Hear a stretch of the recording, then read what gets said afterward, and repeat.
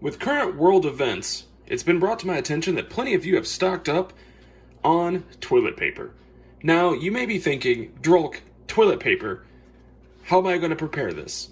What's this going to do for me? Well, today I have 3 separate ways to prepare your toilet paper so that you can enjoy all the flavor that it can bring. Your toilet paper is a blank canvas that you can paint on. Here, we have 3 servings, and we're going to do a traditional just salt and pepper. Just very, very gently salt it and pepper it. And there you go. You can enjoy it as it is. That's a very classic way to enjoy toilet paper. It's been around for generations. Very simple, very classic. It's good to go.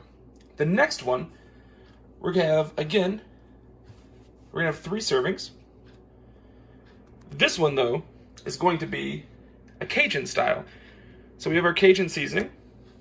Let's make sure we add this. So we add our Cajun seasoning. Okay. We're going to get a little chipotle garlic seasoning on here. All right. And some paprika. There we go. And you will bake this in the oven at 0 degrees for about 5 minutes. And then finally, if you want something and you want to feel classy about it, you can still have a gluten-free, dairy-free toilet paper style pizza. We're going to take some olive oil and just put some olive oil on our toilet paper. You really want to make sure you get the flavor there. And then we're going to hit it with some garlic pepper, some oregano, and some basil. And you will bake that in the oven at 0 degrees for about 10 minutes. And there you have it.